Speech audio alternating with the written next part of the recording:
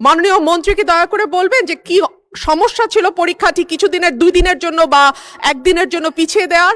মাননীয় মন্ত্রী মহোদয়ের কাছে আমার প্রশ্ন, এইচএসসি পরীক্ষা চলছে এবং গত 3-4 দিন ধরে আবহাওয়ার যে অবস্থা ছিল, বৃষ্টি এবং পুরো শহর, শুধু তো ঢাকা না, ঢাকা চট্টগ্রাম সহ বড় বড় যে শহরগুলো, সে শহরগুলো পানির নিচে তলিয়ে গিয়েছিল। আমাদের শিক্ষার্থীরা অনুরোধ করেছিল পরীক্ষাটি একটু পেছানোর জন্য, কিন্তু এই সিদ্ধান্ত নেওয়া হয় নাই এবং যে কারণে আজকে আন্দোলন হচ্ছে, ঢাকায় আন্দোলন হচ্ছে। আমি মাননীয় মন্ত্রীর কাছে প্রশ্ন রাখছি, এইচএসসির মতো একটি অত্যন্ত গুরুত্বপূর্ণ পরীক্ষা যেটার উপর নির্ভর করে আগামীতে একটা ছেলে বা মেয়ের ভবিষ্যৎ কোন দিকে যাবে, সেরকম একটা পরীক্ষা এবং ফিজিক্সের মতো কি বলবো, one of the most important subjects যেটা সায়েন্সের জন্য, মাননীয় মন্ত্রীকে দয়া করে বলবেন যে কি সমস্যা ছিল পরীক্ষাটি কিছুদিনের 2 দিনের জন্য বা একদিনের জন্য পিছিয়ে দেওয়ার। ধন্যবাদ মাননীয় স্পিকার। ধন্যবাদ মাননীয় সদস্য। মাননীয় শিক্ষামন্ত্রী।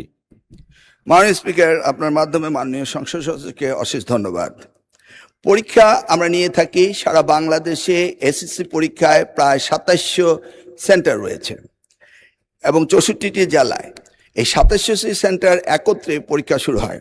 ইতিমধ্যে আপনারা শুনেছেন যে চট্টগ্রামে যখন এই ফ্লাড হলো, তখন আমরা একে একে প্রথম রাঙ্গামাটি, বান্দরবন, পরে আমরা খাগড়াছড়ি এবং এরপরে আমরা চট্টগ্রাম পুরা বোর্ডের পরীক্ষা আমরা বন্ধ করে দিয়েছি। আমরা লক্ষ্য করেছিলাম বৃষ্টি হচ্ছিল এবং আমরা মনিটরিং করছিলাম। সেই সাথে মনিটরিংয়ের সময় আমরা 64টি জেলার এসপি এবং 8টি বিভাগীয় কমিশনার এবং প্রত্যেকটি বোর্ডের চেয়ারম্যান, ইউনো সকলের সাথে আমরা কথা বলেছি এবং ওয়েদারম্যান, আমরা ব্রডকাস্টিংয়ের জন্য তাদের সাথেও কথা বলেছি। তারা বলল যে বৃষ্টি হবে না, সেই কথাটি তারা বলেছে। বিকেল 5টা পর্যন্ত আমরা বসে থেকে সিদ্ধান্ত নিলাম যে সকলেই বলল যে ওয়েদার ভালো হবে, সেই জন্য আমরা পরীক্ষা রেখেছি।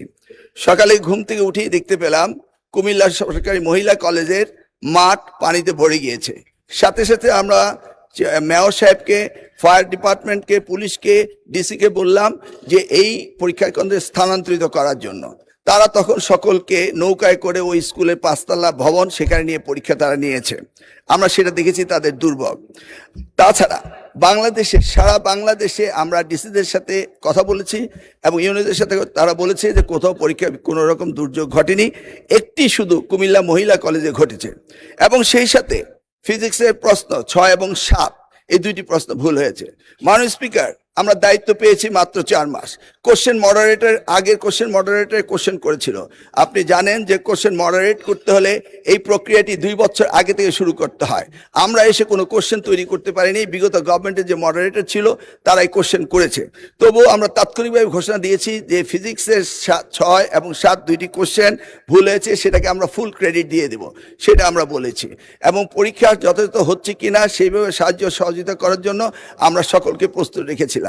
আজকেও আমরা সারাদিন কথা বলেছি এবং প্রত্যেকটি আমাদের সাথে যারা স্টেক হোল্ডার রয়েছেন তারা বলেছে পরীক্ষা সুন্দর হয়েছে, সুস্থ হয়েছে। একটি জায়গায় শুধু কুমিল্লা সরকারি মহাবিদ্যালয়ে এই ঘটনাটি ঘটেছে এবং সেখানে পরীক্ষা সুন্দর হয়েছে। আমরা নির্দেশ দিয়েছি যে পরীক্ষা বিলম্বতে শুরু করার জন্য এবং যে মেয়েটি কাপড় ভিজে গিয়েছিল বাড়ি থেকে কাপড় আনা হয়েছে, 1 ঘন্টা পরে পরীক্ষা নেওয়া হয়েছে এবং পরীক্ষার সময়সীমা বাড়িয়ে দেওয়া হয়েছে। আমি মাননীয় স্পিকার আপনার মাধ্যমে জাতিকে জ্ঞাতার্থে করতে চাই যে পরীক্ষা পদ্ধতিতে আমাদের যে সিস্টেম রয়েছে সেখানে লোকাল যে গভর্নমেন্ট রয়েছেন, ডিসি হতে, ইউনো হতে, পুলিশ হতে, তারা তাৎক্ষণিকভাবে ব্যবস্থা নেবেন যে পরীক্ষা এখানে নেওয়া যাবে কি যাবে না। যদি তারা মনে করেন দুর্যোগ, তারা পরীক্ষা বন্ধও করতে পারেন। আমরা বারবার কথা বলেছেন না স্যার, আমরা ঠিক মতোই নিচ্ছি এবং আপনারা দেখতে পেয়েছেন যে বৃষ্টির পানি কোথায় কোথায় ছিল সেগুলো আমরা সকলেই লক্ষ্য করেছি। কোমলমতি সন্তানদের জন্য আমাদেরও মায়া রয়েছে মাননীয় স্পিকার, সেই জন্য আমরা সবসময় মনিটরিং করি।